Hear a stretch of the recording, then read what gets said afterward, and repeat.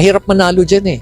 Sa akin, pag kinalaban mo ang gobyerno, kinalaban mo yung incumbent, hindi ka mananalo. Isipin mo, sabi ko nga, 90% ng mga magnanakaw, mga mambabatas eh. Kasi syempre sila mismo magkakampanya laban sa akin dahil talaga ikukulong ko sila lahat. Yun naman ang intensyon ko kung ako naging presidente, makukulong sila lahat.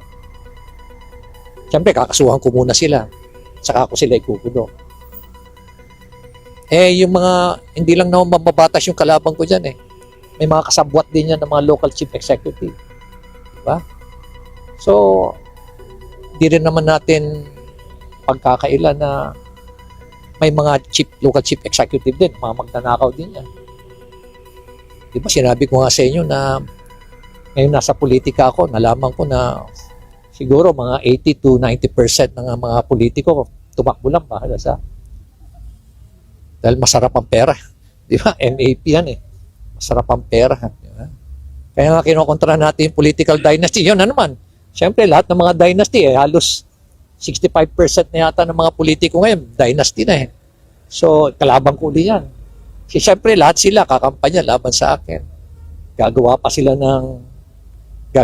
ng mga kasinungalingan. Gagawa pa sila ng intriga tungkol sa akin. Di ba nyo ba napapansin na every time mayroong post tungkol sa Magalong, nandyan na lahat yung mga kwan, yung mga trolls. Diba? Bigla ng babanat. Gagawa-gawa na ng mga kasinungalingan. Kaya, siguro, kung tayo dyan, okay lang. Na nagpapasalamat ako doon sa mga nag-isip. At least, nagtitiwala pa sila na sa akin, may tiwala pa sila. Pero, imposible po ako mananalo kasi dito sa Pilipinas wala pa pong crusader sa tama o crusader sa laban sa mga magnanakaw at crusader laban sa traditional politician na nananalo. Tingnan mo yung nangyayari. Magandang araw po sa inyong lahat mga kaibigan, kababayan. Ito pong sinabi po ni Baguio Mayor Benjamin Magalong tungkol sa kaimposiblihan yata na siya ay manalo o may mananalo na tatakbong presidente na matino pa na crusader or naghahangad na mabago, mapatino ang Pilipinas, matanggal ang korupsyon at mawala itong mga sandamakmak na mga salot ng lipunan ng mga makasalanan ng mga followers ni Satanas sa pagnanakaw. Corrupt sa ating bansa ng mga politiko. Okay, mula sa mga mambabatas, presidente, at sa mga mayor, governor, mga konsehal, mga bokal. Mas marami at higit na napakarami ho na ginawang negosyo talaga ang posisyon sa gobyerno. At yan ay alam ng lahat. Alam ng ibang bansa, alam ng presidente ng iba't ibang bansa. Kaya't ang ating presidente, pag nalalabas ang bansa, lalo na't may bahid korupsyon, ay pinagtatawanan at nilalayuan. At ang Pilipino ay nadadamay sa mga masasamang mga politiko na mga nasa ating bansa na sila ang tunay na nagpahirap at nagpalugmok, nagpabaon sa utang. Sila ang nagnanakaw at ang pamilya nila at ang mga alipores nila. Ngayon, nakakagigil nga naman ho talaga na gugustuhin ng mga Pilipino na mamatay na sana itong mga walang hiyang magnanakaw na ito. Pero sabi nga niya, kung tatakbo siya at kung sino man ang tatakbo hindi mananalo dahil malaki ang makinarya na nila at nakaupo na sila, angkan-angkan na nila yung mga dynasty na at kaya na nilang manakot, kaya nilang magpapatay, kaya nilang mag-ambush. So, bumili ng killer, bumili ng boto, maglagay sa kontraktor, DPWH. Maraming kakayanan ng mga masasamang tao. Pero sabi ko nga, marami pa rin baguhan na nailuluklok. Marami. Sawa na kasi ang mga mamamayang Pilipino. Ang problema lamang kasi walang tumatakbo. Kaya halimbawa, ako, noong nakaraan, hindi ako bumoto ng mayor dahil parehong hindi ko type, parehong may, para sa akin, hindi karapat dapat. Kumbaga, yung mga tao ganun din eh. Pag may bahid ng korupsyon at talagang mga magnanakaw ang lahi ang pamilya at talagang mamimili na lang, sabi nga sa akin ng isang kakilala ko. Sabi niya, piliin na lang yung Brother Seng, yung less evil. Ako, pag parehong evil, hindi ako boboto pa rin. Hindi ko isusugal yung aking boto dyan at makikibahagi ako sa pagkaluklok. Okay? Kaya ko namang mabuhay at kaya akong buhayin ng Diyos. I mean, kung wala kang relasyon sa Diyos, aasa ka na rin sa politika eh. Sa mga ayuda, aasa ka na rin dyan sa mga trabaho sa kanila. Hindi sa Diyos ka umasa. Yun ang nagtatampuan Diyos eh. Ang tao kasi kumakapit sa patalim o kumakapit na rin sa mga politikong pulpul ng mga magnanakaw na maging alipores sila. Wala na sa Diyos. Kasi katulad sila ng mga masasamang politiko na walang alam o walang pagkakilala sa Diyos. Okay? Ngayon, ako naniniwala na ang Diyos ay totoo at buhay. Ang problema lamang kasi, hindi nananalangin ang tao sa Diyos at hindi nila kilala itong Diyos na makapangyarihan. At hindi sila nagkaroon man lang ng malalalim na karanasan kung paano sila ginagabayan ng Diyos. Ang lagi nilang alam, walang Diyos. Ang alam nila, nasa tao ang gawa, nasa Diyos ang awa. Kaya sila magnanakaw, kaya sila ay magkaroon ng bahay, kinukuha ang mga gamit, ang mga bakal sa mga munisipyo, kaya po sila nagkukurap, nakikibagay sila dun sa mga dikta ng mga mayor, ng mga governor na ayusin ang mga biding-bidingan, ang mga kapapeles para may kita tayo dito. Nagpapagamit, compromising. Actually, for me, it's not really compromising. Sila ay talagang hindi pa nagsuko ng buhay sa Diyos. Kala lang nila. Because walang taong nakikristo ang magpapatuloy po sa kasalanan. At wala talagang relasyon sila. Nagsuko lang ng buhay, hindi binabaan ng Espiritu ng Diyos, hindi ginagabay ng Diyos, hindi dinidiktahan ng Diyos, hindi tinatakot ng Diyos. Wala lang, sila lang nagpapatakbo ng buhay nila. O makarinig lang sila ng aral ng Biblia o sa mga ngaral, dumalo ng simbahan o nakarinig ng kanta, doon na lamang uli sila mapapaalalahanan. Pero yung literal na Diyos na nakatira, templo ang katawan nila ng banal na Espiritu ng Diyos, wala. Wala silang may kwento sa ibang tao, wala silang may kwento sa anak kasi wala silang karanasan, walang Diyos na nakatira ang Diyos sa simbahan o sa Biblia. Kaya maraming mga anak ko ang hindi naniniwala sa Diyos kasi yung magulang nila ay makamundo at walang Diyos. Kaya sila nag-addict, kaya sila ay kahit pasimba-simba yung magulang nila palingkod-lingkod sa mga simbahan dahil nakita nilang sira ang ulo pagdating sa bahay ay hindi sila naniniwala. Manloloko ay hindi sila naniniwala kaya sila ay lumakad sa kasalanan. At hindi pa mabuting magulang na Kristiyano ang kanilang mga magulang kaya't sila ay nagpatuloy sa kasamaan ng mga anak. Okay, nakibarkada, nakilulong sa mga masamang bisyo, diablo na sinusunod. Well, kapag ang tao ay walang tunay na relasyon o ugnayan sa Diyos, hindi pa siya anak ng Diyos. Okay, ganito yan. Nung nilikha ng Diyos ang mundo, mahal niya, nilikha niya, creation niya yan. Diyos siya, hindi siya ama na tinuturing noon. Pero na nagkasala ang tao, nagkawatak-watak na ang tao, namimili pa rin ang Diyos ng mga grupo na kanyang paghaharian, ililigtas na tapat sa kanya. Mayroon pa rin ilan lang.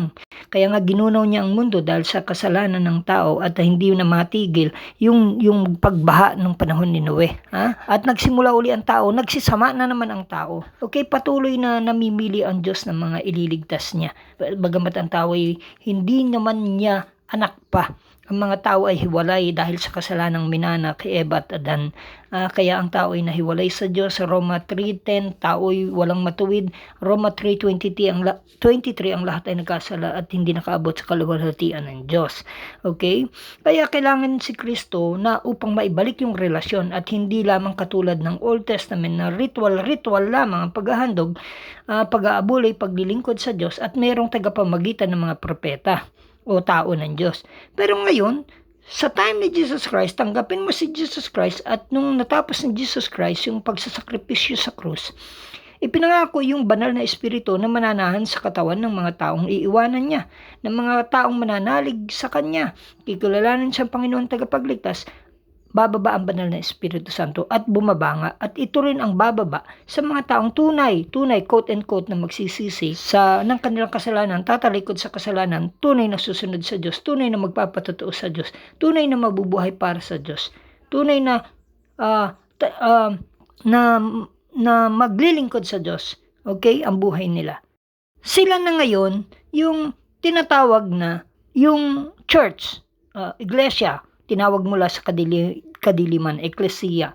At yung mga nailigtas ni Pablo na pangaralan ng mga hindi Israelita, pagano, hintil, yan na po yung church, iglesia. Sila ngayon ay may karapatang tumawag ng amako, amako. They can cry, Abba, Father. Binigyan na tayong karapatang maging anak ng Diyos. John 1:12.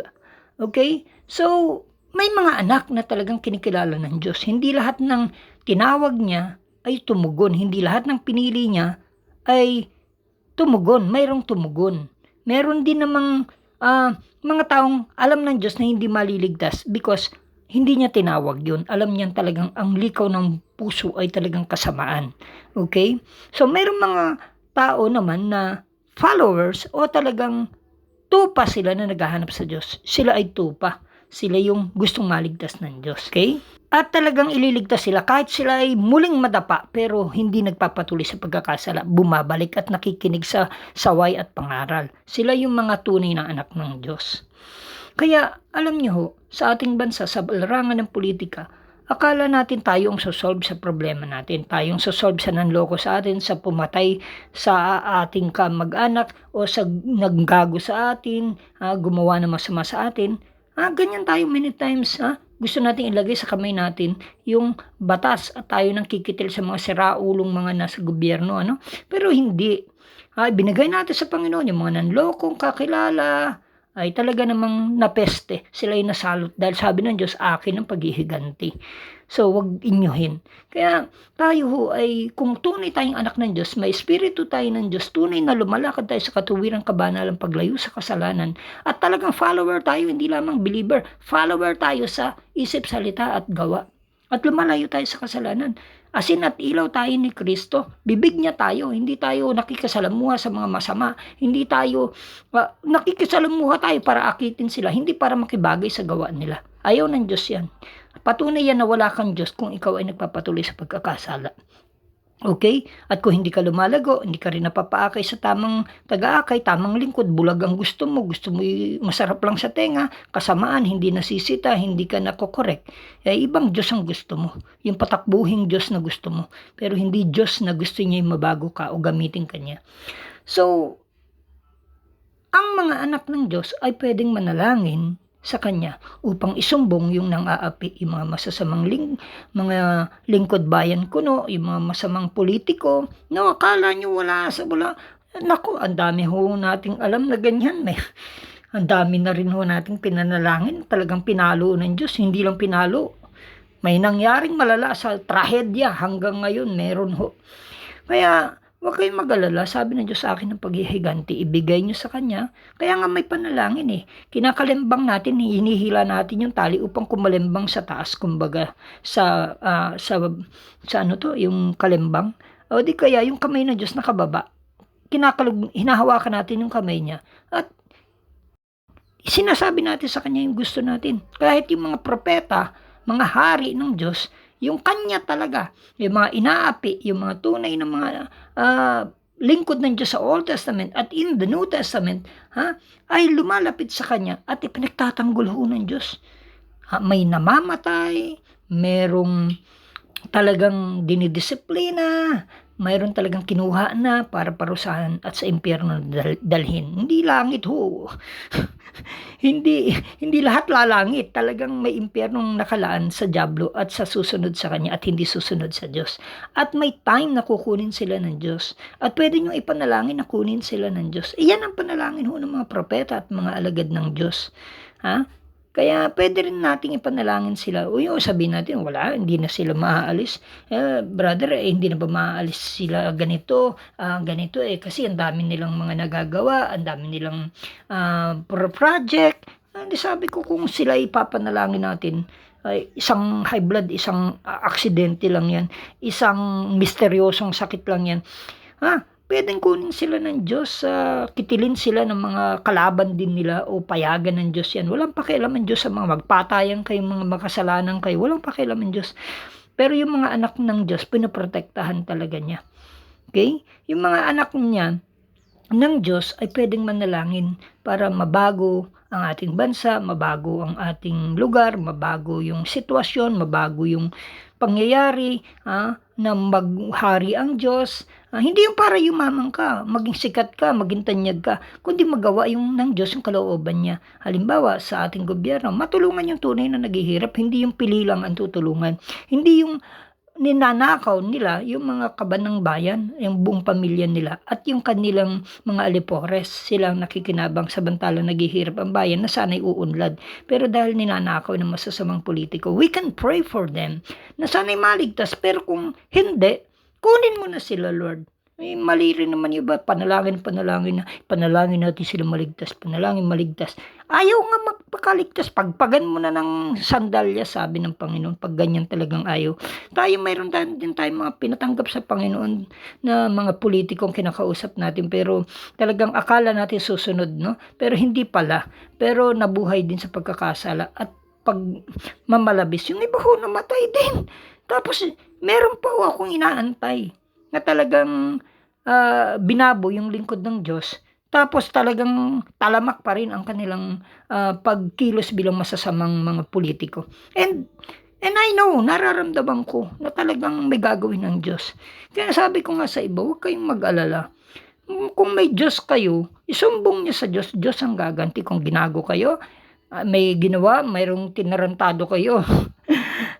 Sabi ko, may Diyos na pwedeng panalangin. May kalalagyan ang mga tao. Kaya nga lang, kilala mo ba ang Diyos? Kilala ka ba ng Diyos? Pakikinggan ba ng Diyos ang panalangin mo? Hindi pinakikinggan ng Diyos ang panalangin ng mga nasa kasalanan pa o nagpapatuloy sa kasalanan. Hindi niya dinidinig ang mga panalangin because of the kasalanan. Hindi lahat ng paghahandog, pagsamba, pag-alay, pagkanta ay tanggap ng Diyos. Kundi tanggap niya yung tunay na nagpapasakop sa kanya, tunay na nagsisisi, tunay na sumusunod. Yun ang talagang kinikilala ng Diyos. Yung binabaan niya rin ng banal na Espiritu Santo. Kasi ang bunga ng pagtanggap kay Kristo, pagsisising tunay, pagtalikod sa kasalanan ng tunay, pagpapatotoo sa Diyos ng tunay, sa bautismo o sa totohanang buhay niya, ang kapalit nito ay sabi, kapatawaran ng kasalanan at pagpanahan indwelling Holy Spirit, banal na Espiritu Santo. Maraming iba tinanggap ang Diyos, nagsisi daw, pero hindi tunay. Pero kaya wala yung Holy Spirit. Hindi pinanahanan, hindi ginagabayan. Walang relasyon pa rin sa Diyos.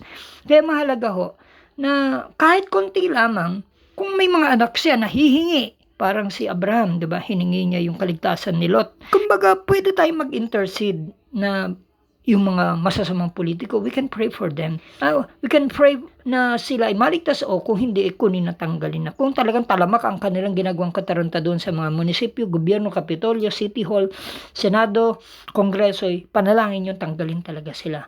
Lalo na't nagagalit din ang Diyos sa mga tunay na mga hindi tumutulong kundi mapagsamantala mga magnanakaw. Galit na galit ho ang Diyos dyan. Hindi niya kinalulugdan yan. Malayo siya dyan at talagang inaantay lang niya magsisi sana. Padadalahan niya ho yan ng mensahero. Kung hindi makikinig, may mangyayari. 100% ho yun. Karanasan ko ho yung mga ganyan. At lalo nang nagagalit ang Diyos dun sa mga tisod, yung mga pesteng tisod ng mga salot na talagang sa halip na makilala si Kristo sa daladala nilang pangalan ni Kristo, o gawain ni Kristo ay panira sila sa gawaing tunay ng Panginoon. Kaya may nangyayari ho. Panalangin natin sila. Kung sila man ay tunay na naglilingkod sa Diyos nung una pero nakalimot, panalangin natin, disiplinahin ng Diyos. Pero kung talagang hindi naman talaga sila tunay na nagsuko, baka sila ay kalaban ng Diyos, kukunin ng Diyos ang buhay nila pag ipinag-pray natin talaga sila. No, ang Diyos hindi lamang ho siya nagmamahal, kundi kumikitil din ho ang Diyos at may mga anghel din siyang pinapadala upang talagang kunin na ang buhay ng tao. May biglang bumubulagta. Marami akong alam na ganyan na hindi pinagtawanan ng Diyos, hindi pinakinggan yung propeta, yung mensahero ng Diyos. Ano nangyari sa kanila? Deadball din ho. Kaya sabi nga, kaya nga ingat-ingat nga kayo doon, sabi nga ni Tony Gonzaga, kapag ang tao ay may relasyon sa Diyos o may espiritu ng Diyos, ay ingat kayo dyan. Talagang yan po ay lingkod ng Diyos. Huwag niyong ginagago. Ang mga anak ng Diyos ay may access to God na manalangin para sa bansa. Bigyan mo rin kami, O Diyos, ikalawa, ng mga leader ng mga matutuwid, mga mababait, yung mga tunay na nagmamahal sa tao upang mailapit nila sila na mahihirap o mga taong bayan sa iyo, O Diyos. Yung iba naman kasi na maka-Diyos kuno, pagpasok sa politika, nakaw na rin ang ginagawa, hindi naman pinakikilala ang Diyos. Naparusahan din. Kaya alam nyo, ang ating bansa ay mababago ng Diyos kung gugustuhin ng mga tao. Kung luluhod, parang si Jehoshaphat, tuturuan niyang manikluhod bilang siyang leader ng Israel, hihilingin niya na parang sa Ninibe. Di ba? Sila ay nagdamit sako, nagalauling sila, lumuhod sila, tumawag sila sa Diyos. Dininig, pinagaling ng Diyos ang bayan, di ba? So, walang nangunguna sa ating bansang leader na may takot sa Diyos, mga corrupt wala tayong naging presidenteng may takot sa Diyos na itinataas niya ang Diyos, na gusto niya ay dalhin ang bayan at makakilala sa Diyos, na kilala niya dahil kung may kilala siya, pero kung wala siyang kilala, walang babanggitin tungkol sa Diyos yan. Sa relasyon niya, hindi yan magkikwento bilang presidente. O congressman o senador, hindi yung magsasalita dyan sa kongreso o sa senado. O sa mga governor o di kaya mga mayor. Kung merong Diyos sila, una yan sa Diyos nila na malaking karelasyon nila, na makapangyarihan, yan ang una ikikwento nila, hindi lamang sa pamilya nila, kundi sa mga kababayan nila. Pero kung magkaroon tayo ng mga tunay ng mga may takot sa Diyos, yun ang hilingin natin. Na itataas ang Diyos at hihilingin ng pangunahan ng Diyos ang bansang ito. Doon gagamutin ng Diyos ang ating bansa. Kung malulugod ang Diyos. Pero kung hindi para malugod ang Lord, pababayaan niyang bansa. Pero kung merong hihiling, merong mananalangin, may mga matutuwid, hindi lahat ng nananalangin ay anak ng Diyos. Hindi lahat na nagbibigil, hindi lahat na nagpe-prayer meeting, ay talagang dinidinig ng Diyos. Alam niya yan, pero ang pinag-uusapan, didinggin ba niya yung hiling ninyo o hindi? Ang dami ng humiling sa Pilipinas na mabago. Ang dami ng humiling na bigyan tayo ng leader, pero bakit walang nangyayari? Ang dami ng humiling na burahin. Di ba? Nandyan sila. Hilingin ninyo. Ayusin yung relasyon sa Panginoon. Then, humiling kayo sa Diyos. May mangyayari. Huwag kayong bumitaw.